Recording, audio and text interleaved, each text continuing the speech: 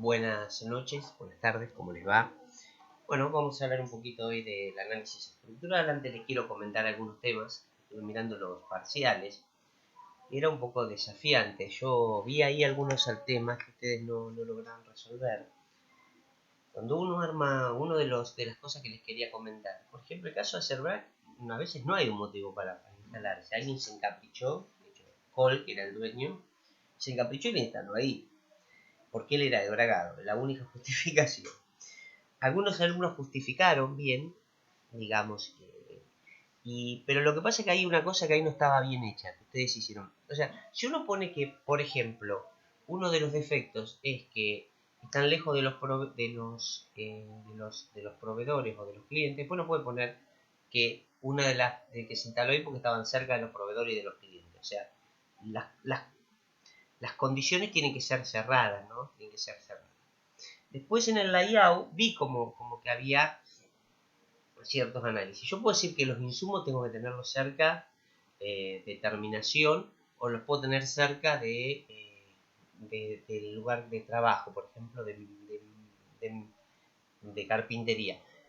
La realidad es que eso lo defino yo, pero digamos, siempre que esté justificado de esa manera, no habría ningún tipo de inconveniente. Los trabajos en realidad estaban bastante bien. El criterio es que ustedes desarrollen un poco la habilidad de resolver casos concretos, estudio de casos. Y bueno, nos vamos a meter ahora en la parte más de aplicación, más operativa. Nosotros pasamos desde la parte estratégica, que era lo anterior, todo lo que vimos. Después tuvo diseño de producto, que es como tiene una parte estratégica y una parte operativa. Y ahora nos vamos a meter en las partes operativas de la administración de las operaciones y en la formación del trabajo de operaciones. Quizás esta es la parte más difícil porque tiene una gran componente de análisis de tipo ingenieril o del licenciado como una persona que administra operaciones bien concretas. El análisis estructural es la base para la implementación de los distintos sistemas productivos. O sea, el análisis de procesos, el análisis estructural de procesos, también hay análisis estructural de producto, es lo que yo voy a utilizar como el elemento base para entender mi proceso. Entonces, ¿qué hago? Yo sé que tengo una cierta cantidad de variables de entrada y una cierta cantidad de resultados o variables de salida. En el medio agrega valor, eso es un proceso. Un proceso es algo que tiene una entrada, que tiene una salida, que en el medio agrega valor.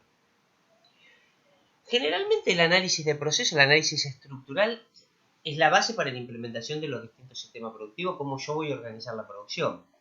Pero también el análisis estructural sirve para determinar las distintas estrategias productivas. Una estrategia productiva podría ser, una estrategia productiva podría ser tercerizar. La tercerización es una estrategia productiva. Ventajas, no cargo con las horas ociosas. Cuando no hay trabajo, simplemente le digo al tipo que no me entregue. Y desventajas, no domino el proceso no es mío, ¿no? Si mañana el hombre se enoja y no me quiere vender más, bueno, posiblemente no me entregue. Entonces, yo armo como las estrategias productivas para entender esto, ¿no? También sirve para identificar las debilidades del proceso. Todos los procesos tienen cierta debilidad, ¿no es cierto? Cuando uno analiza los distintos procedimientos y las distintas cosas, bueno, uno puede identificar que el proceso puede tener alguna situación, qué sé yo, por ejemplo, en una línea de producción, un sector o una máquina que de repente entregue menor cantidad de piezas, o a veces algún tipo de errores, ¿no es cierto?, que se cometieron, y bueno, que uno las identifica como debilidades. Y se utiliza para poder definir acciones específicas sobre el proceso, ¿no es cierto? Sobre el proceso. O sea, yo, por ejemplo, hace un tiempo hacíamos una asesoría sobre una empresa que fabricaba la tapa del inodoro y la mochila del inodoro. Y los tornillos, ¿no? O sea, la tapa con la asiento y la mochila. Bueno, entonces dicen, queremos hacer algo, modificar los colores, por ejemplo, una de las actitudes era modificar los colores ¿cómo se dice? De los materiales, los colores, y hacer algo más moderno en un material que podría ser un plástico. Entonces el tipo, uno le aconseja, yo quería hacer el vasito para el cepillo de dientes, el portarrollos, bueno, y algunos accesorios más de baño para colgar la toalla y eso. Entonces ahí se plantea, por ejemplo, una estrategia, es decir, bueno, ¿qué acción debo definir? Bueno, yo puedo hacer una matriz, qué sé yo, con cada uno de los elementos, entonces cada vez que yo inyecto saco un juego. Buenísimo, por cada golpe un juego. Ahora, ¿qué pasa si sale mal eso? Bueno, por cada golpe no saco un juego, ¿se entiende? Voy a sacar un juego. Voy a sacar 4. Entonces, ¿qué hago? O 2 salen bien y 3 salen mal. Entonces, en definitiva, quizás eso me origine más pérdidas que ventajas, ¿no? Porque tengo que tirar todo el conjunto. Bueno, son estrategias, ¿no? Para pensar. Bien, el análisis de proceso define estas cosas. ¿Para qué se utiliza el análisis de proceso? Bueno, puedo o diseñar el proceso o mejorar un proceso. Yo siempre, digamos, uno puede diseñar un determinado proceso de fabricación de alguna manera, pensarlo, ¿no? Y bueno, y después puede ser o puede generalmente meter una mejora en un determinado proceso, ¿no es cierto? Los diseños generalmente son cuando uno no conoce o trae una máquina nueva o desarrolla algún producto nuevo, y generalmente la mejora de los procesos está cuando el proceso ya existe, es un proceso que no se puede modificar demasiado. Entonces yo intento aplicar algunos conceptos de mejora, que generalmente son a través del control bastante preciso del proceso. Bueno, ¿cómo se analiza un proceso? Lo primero que yo tengo que definir es el flujograma. Es decir, hago un flujograma que se puede definir por niveles. Yo le podría mostrar acá un flujograma. Voy a buscar a ver si conseguimos un flujograma por acá. Vamos a entrar acá, vamos a ver un flujograma. Yo les voy a mostrar un flujograma, por ejemplo, para que ustedes vean.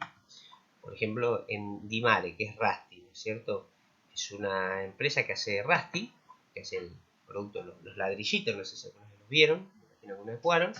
Y si uno puede ver acá que yo hice un informe, nosotros hicimos un informe hace muchos años y trabajamos. Entonces yo acá puedo ver el flujograma. Ahí, ¿cuál era el objetivo de este proceso? Este proceso era mejorar el concepto del armado, del embolsado de las piezas. O sea, una estrategia que usó la empresa, muy interesante.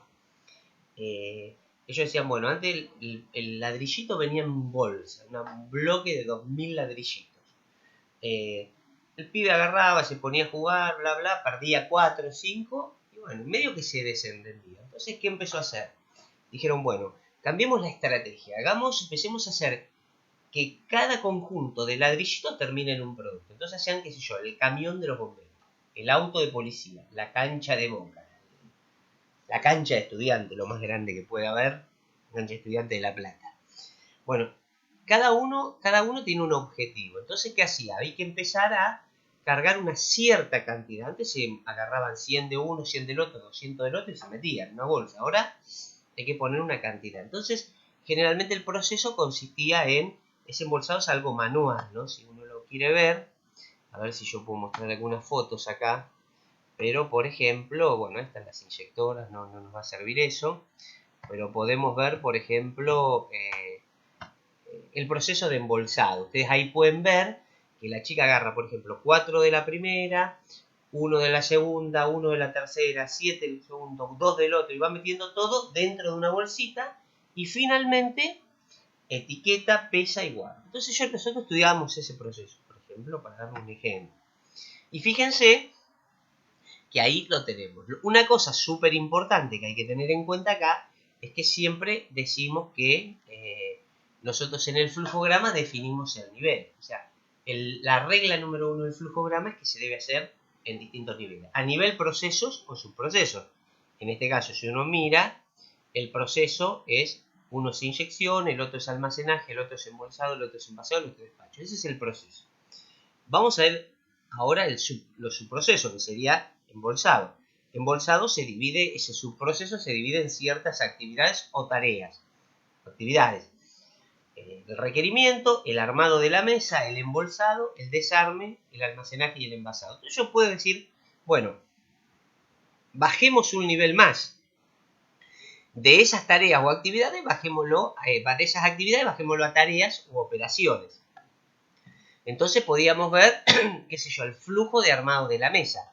Entonces va a ser requerimiento, la colocación de las cajas, la identificación de las cajas, la colocación de la balanza, el llenado de peso y la bolsa de testigos. Todas estas son tareas porque involucran una operación, podría ser identificación de las cajas. Entonces dice, tómese la caja, preséntese, ármese, póngase la identificación, bueno, todas esas cosas. ¿Se entienden? Entonces voy bajando en distintos niveles. Y voy buscando la mejora del proceso, ¿no? Un poco en esto que estábamos viendo acá y intentamos explicar, porque a mí que me interesa explicar, a mí me interesa explicar ahora qué son los niveles, ¿sí?, del flujograma, ¿está bien? Después están los valores de salida esperados, porque de alguna manera, al tener el flujograma, yo tengo que saber los volúmenes de salida esperado. Los volúmenes de salida esperado generalmente es una cuestión compleja. ¿Por qué? Porque es lo que me ayuda a mí a dimensionar la empresa. La empresa se dimensiona a partir de la cantidad de valores de salida que yo espero hacer. No es lo mismo si yo voy a fabricar 5.000 juegos que si voy a fabricar 100.000. No es lo mismo si voy a hacer 500 toneladas que si voy a hacer 1.000 toneladas. ¿Claro? Lo que sí siempre es interesante hacer es tratar de modulizar, ¿no es cierto?, que un determinado turno haga una determinada producción y que me quede un resto para poder utilizar una estrategia, ¿no? Generalmente los volúmenes es el volumen de producción que yo quiero calcular. Estos son todos datos.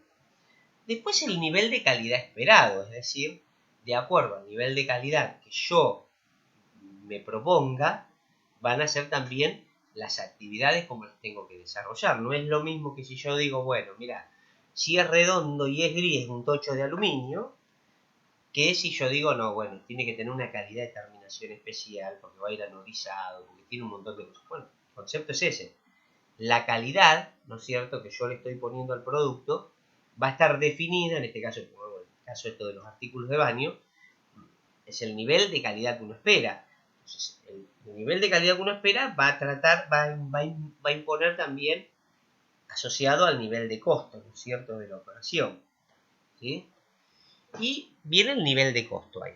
Es decir, ¿cuánto tiene que salir el producto? O sea, el producto dentro de qué valores tiene que salir, ¿no? O sea, porque eso también, en qué nivel de costo y qué nivel de calidad esperado. Y finalmente, el lead time del proceso, que generalmente tiene un máximo y un mínimo. Es decir, ¿cuánto tiempo tarda desde que se comienza hasta que se termina el proceso?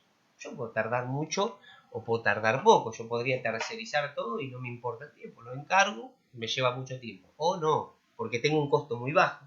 O lo hago todo yo y el proceso del costo lo achico.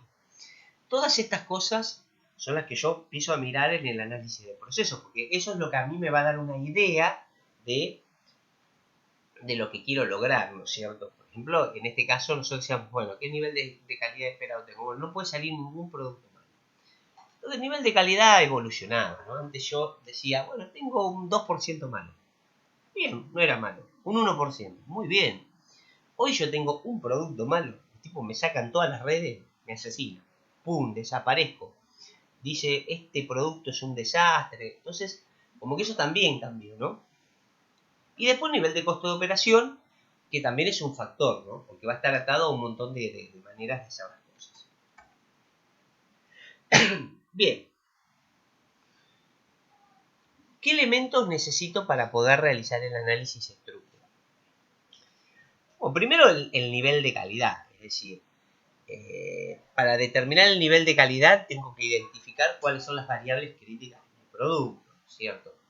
A veces son de aspectos, otras veces son de peso, otras veces son de estructurales, ¿sí? Entonces, ¿cuáles son las variables críticas? de acuerdo a las variables críticas que yo defina en el producto. Bueno, por ejemplo, la variable crítica en un rasti o en un ladrillito es el encastre.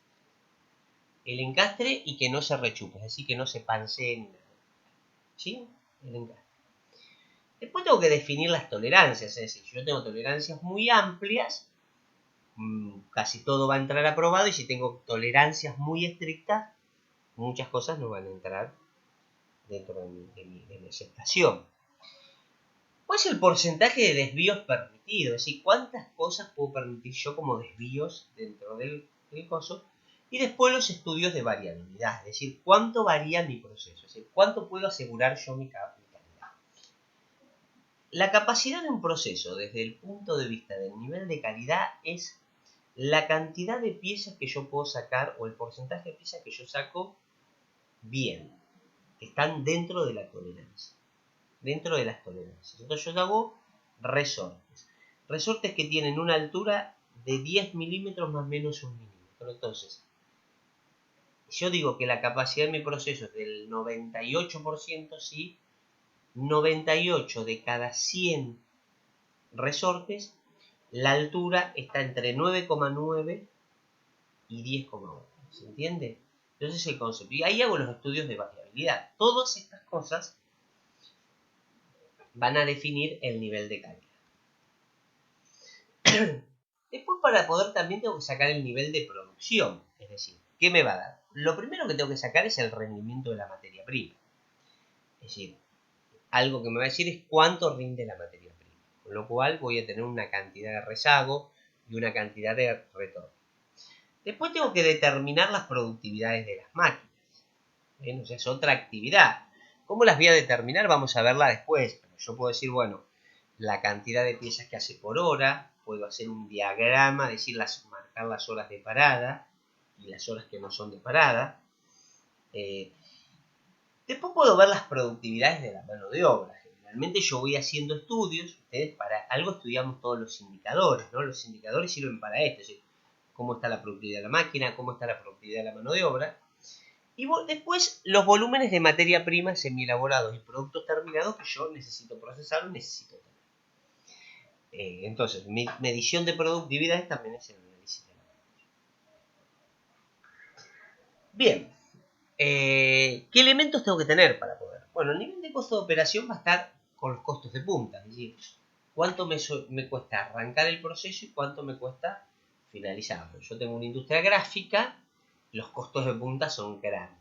De arranque tengo que cobrarle, o sea, yo puedo hacer, la máquina produce 7.000 pasadas por hora, es decir, 9.000 pasadas por hora, y entonces yo lo que puedo decir es que puedo tener 9.000 pasadas por hora, pero yo tardar 3 horas en la postura del armado, ¿no? Lo que será la postura del trabajo. Entonces, yo agarro el trabajo, lo pongo, tengo que hacer 10.000 piezas y la máquina hace 7.000 por hora, tardo 3 horas en hacer la postura y 1 hora y media, 1 hora y pico en terminar de hacer la producción. Entonces, fíjense que el costo de punta en ese caso es muy grande. En otros casos no es tanto, ¿no? De cambio la matriz, por ejemplo. Y ahí tengo que determinar también el tiempo mínimo de funcionamiento, es decir, cuánto es rentable, o sea, cuánto es el mínimo que puedo hacer para que sea rentable. Hoy hay algunos tiempos muertos que nosotros en ingeniería los estudiamos, son los setups, por ejemplo, vamos a atacar con un trabajo que se llama SMED. Y después está la optimización de la mano de obra, para lo que nosotros vamos a ver un montón de aspectos para estudiar la mano. Bien, vamos a ver los elementos para poder realizar el análisis estructural. También tenemos el lead time del proceso en sí.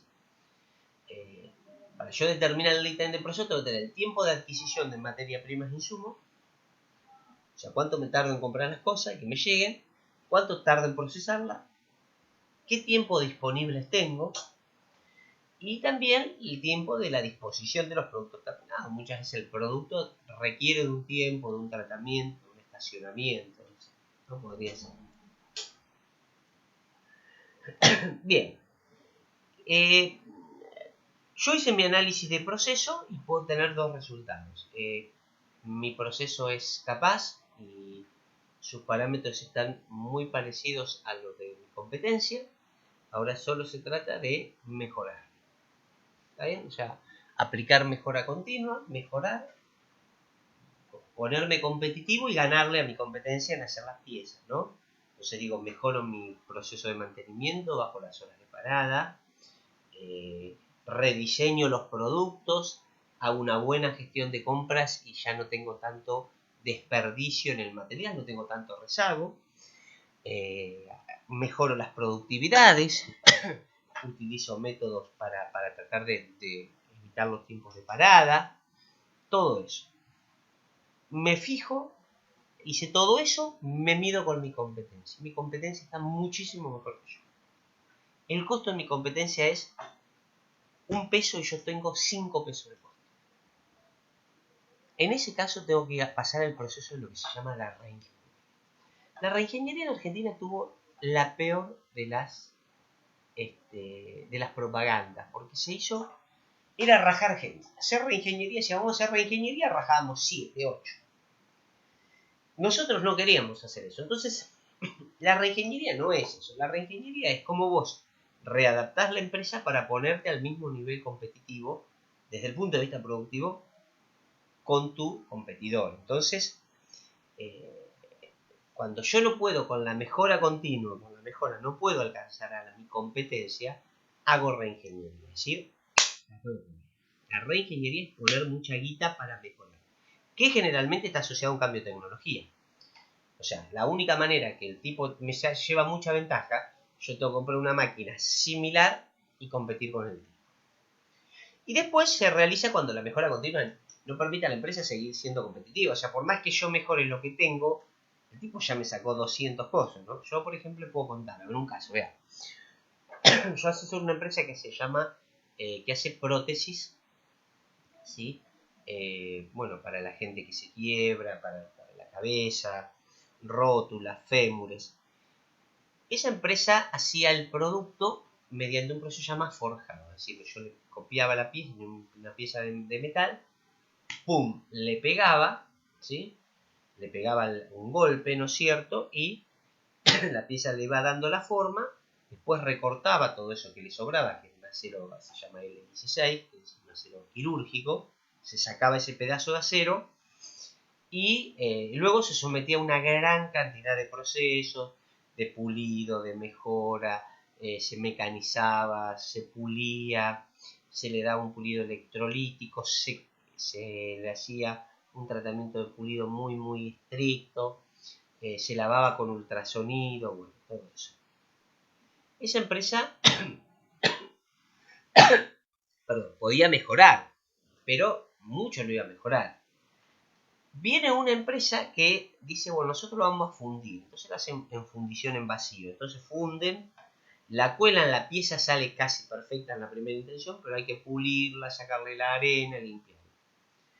Hasta que aparece en el mercado un tipo que se compra 3 millones de dólares, lo pone así, ¡pum!, 3 millones y medio de dólares, y compra una impresora 3D. Una impresora 3D de metal, que hay dos tipos, ¿no? Hay una con microsoldadura y una que lo que hace es distribuir el polvo e irlo soldando como si fuera un proceso de sinterizado, ¿no? Que se hace como una matriz de polvo, ¿sí? En verde se llama, después se mete en un horno y se cocina. Claramente, la diferencia tecnológica de una impresora 3D que te hace la pieza exacta y no tira 1 gramo de material y lo hace en tiempo récord y además lo hace casi sin defecto donde vos no tirás nada, frente a la empresa esta que seguía haciéndolo por forjado y en el mejor de los casos fundida, la diferencia tecnológica es tan grande que no podían competir en nada, ni en precio, ni en calidad del producto, la calidad, la asepsia, nada. La verdad, en ese caso, ¿qué tiene que hacer la empresa? Bueno, tratar de comprar la misma máquina, porque si no compras la misma máquina, quedás en una distancia tecnológica tan grande que no vas a poder resolver nada. ¿Se entiende? Ese es el concepto. Bien, sigamos. Bien. Y acá tenemos un poquito el concepto, ¿no? Tenemos un nivel de mejora del lado izquierdo, en las ordenás acá el nivel de mejora y acá tenemos el tiempo. Entonces yo vengo muy por abajo mediante mi proceso de mejora continua y mi competencia está allá arriba. Es el caso este, ¿no? En el punto 0 mi empresa compró una impresora 3D y el otro sigue haciéndola por forjado.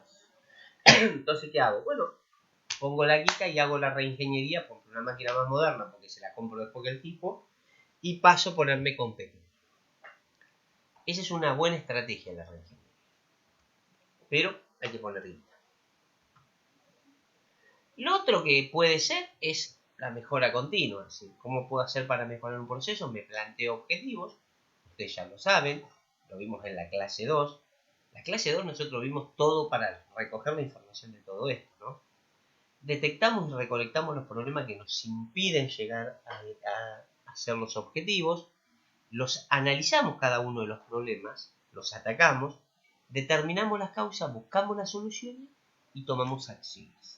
Ese proceso de mejora continua, que es la regla de la BW, es algo que nos permite a nosotros de alguna manera acomodarnos para poder tener una estructura perfectamente hecha. Es decir, ahí nosotros tenemos quién hace la primera parte, el mando estratégico, quién hace la segunda, el mando operativo. O sea, quién plantea los objetivos, analiza, busca la solución y mide los resultados, el mando estratégico. La regla de la administración de operaciones dice que el mando estratégico nunca debe estar en el mando operativo. ¿Por qué? Porque, bueno, el mando estratégico nunca va a poder estar en el mando operativo porque significa que el dueño no puede estar manejando el clavo. Eso es. O sea, hay alguien que manda y alguien que obedece. Es un poco así, ¿no? Entonces lo planteó Aristóteles, Alejandro Magno, hace muchísimos años. Filipo lo explica, ¿no? Que si usted si quiere tener, tiene que tener una estratega. Tiene que tener un tipo que arme la estrategia, que es la palabra que dirige a las operaciones militares. ¿Qué hace? No, y nada, va a planear las cosas. Después el mando operativo lo va a ejecutar, ¿no? Nada, ahí está un poco las actividades del mando operativo, que son bien operativas, y el mando. Ahora, yo puedo decir, el mando estratégico, ¿quién es? El director. El mando operativo, el gerente. O el mando operativo es el mando estratégico, el gerente, y el mando operativo es el supervisor. Y así puedo bajar de tantas veces como quiera, ¿no? Bien, ¿qué metodologías asociadas a la mejora continua? Las nombro, pero las 7 herramientas de la calidad, el Kaizen, el 8D, el TPM, el 5WH2, son 5 por qué y los 2 cómo, el Kanban, el Just-in-Time, el 6 Sigma y el SMED. Una de las que hay, ¿no? Después vamos a verlas un poco más desarrolladas. Bien, ¿para qué sirve el análisis estructural de los procesos? Bueno, sirve para analizar la falla de los procesos. ¿Cómo las analizo? Bueno, identifico las variables críticas de la producción, a qué cosas tengo que atender, identifico la variación de las variables críticas, es decir, cuánto varían mis variables críticas, analizo la identificación de la variación de las variables críticas, hago un análisis de variabilidad y el nivel de criticidad de las variables. O sea, yo tengo que medir todas las variables dentro de un proceso cuando hago el análisis estructural, ¿no? Generalmente las 4 cosas que varían en un proceso, pueden incorporar variabilidad en un proceso, son las que definió Ishikawa, ¿no? Ishikawa definió 4 elementos de entrada en un proceso. Después con el tiempo se hicieron 6, después se hicieron 8. Entonces, él decía, cuando yo armo un proceso tengo que mirar 4 cosas importantes. La materia prima, la mano de obra, la máquina, ¿sí? Y el método que estoy utilizando. Después alguien dijo, bueno, fíjate cómo estás midiendo lo que obtenés y fíjate que las condiciones ambientales a veces influyen, ¿cierto? Y bueno, también fíjate que cómo estás manejando esto, el management. Y fíjate cuántos recursos le diste, el money, ¿no? La plata. Entonces, en definitiva, todo esto termina un poco siendo esto. Cuando nosotros hagamos el trabajo del análisis estructural de los procesos, nosotros tenemos que entender que nos va a interesar mucho la capacidad de la planta, ¿no? Una variable crítica es la productividad de nosotros, ¿no? Y cómo esa productividad se va a ver afectada por las distintas componentes que estábamos mencionando recién. Otra cosa que tenemos es el análisis estructural del producto. Muchas veces yo puedo tener un excelente proceso, pero el producto no tiene algún problema. Entonces, generalmente, Las fallas de los productos se analizan a través de un análisis de los sistemas, el análisis de las funciones, analizar la causa-efecto, analizar los componentes y analizar los circuitos. ¿Está bien? Por ejemplo, cuáles podrían ser las fallas que uno podría llegar a encontrar en un determinado producto, ¿no?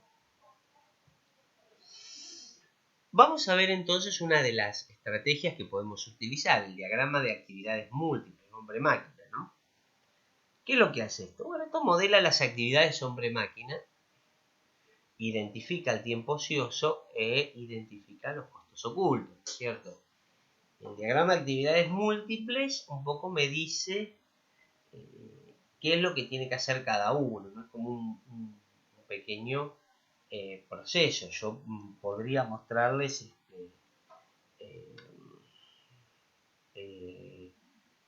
bueno, el flujo de trabajo en función del tipo de distribución. En los sistemas intermitentes los esfuerzos se ponen en las capacidades individuales y en el balance operador-máquina. Y los sistemas continuos, los esfuerzos se centran en la capacidad de la línea y el balanceo de la línea. O sea, un poco acá lo que analiza uno es qué va a hacer la persona en cada momento y lo que hace es tratar de utilizarlo, ¿no es cierto? Entonces,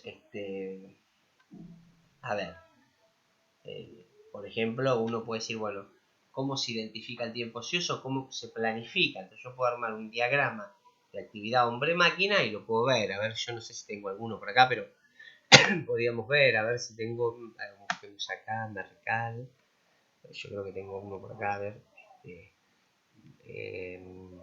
a ver si en esta empresa teníamos uno, yo creo que puede haber alguna acá actividad, no, a ver, déjenme ver un segundito, que les quiero mostrar alguno, por ejemplo,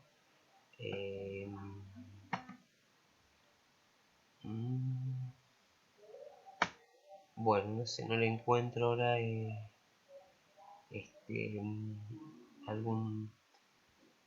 algún tipo de situación como para que ustedes vean el diagrama hombre-máquina. A ver si tenemos algún diagrama hombre-máquina. Quiero mostrarles, no lo estoy encontrando, el diagrama hombre-máquina. Bueno, acá tenemos un análisis productivo.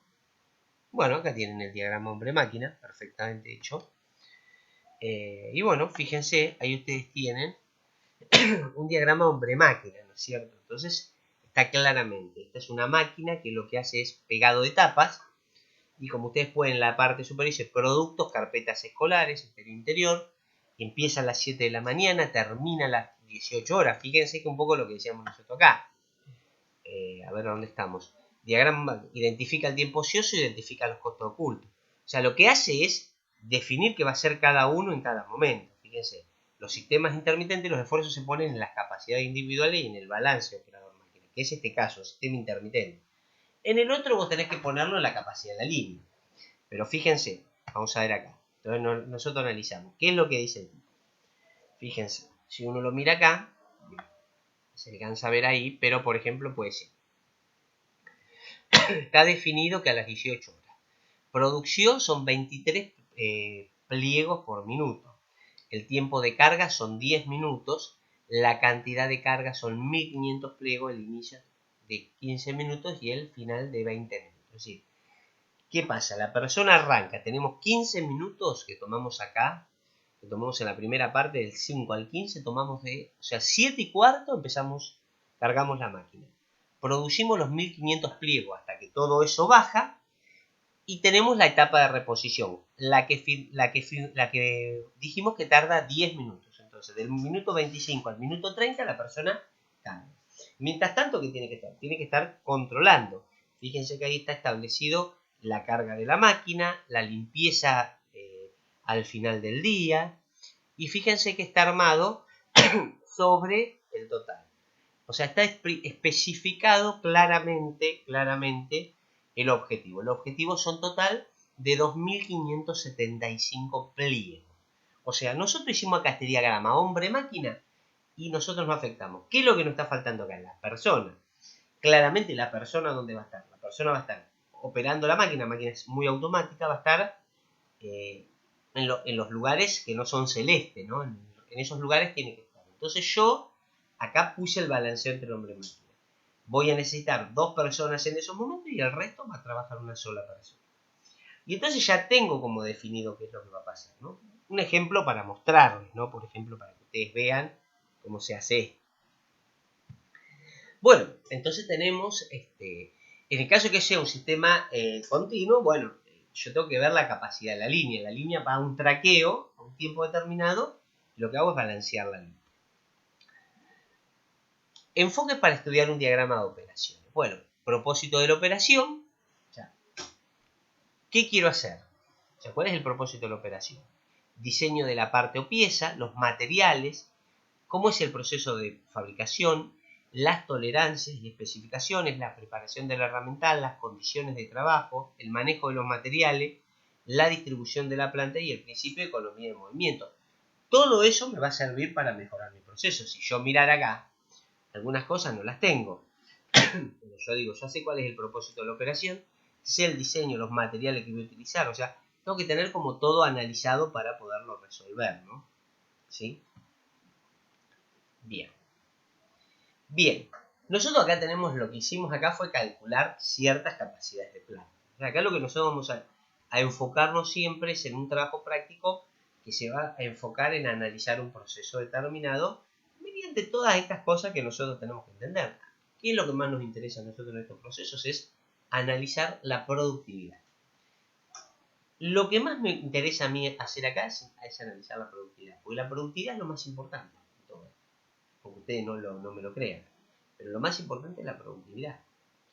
Entonces vamos a tratar de determinar las capacidades de la planta, vamos a tratar de analizar un proceso y entenderlo, a ver si podemos hacer un diagrama de operaciones múltiples, ¿no? Un diagrama hombre-máquina, para entender cuándo el hombre interviene y cuándo es proceso de la máquina. Bien, bueno, estaría bueno, quizás alguna clase la demos con Zoom, estamos un poco complicados por una cuestión de conectividad, pero vamos a intentar que dar algunas clases un poco más presenciales, porque avanzamos un poquito con esto y veremos.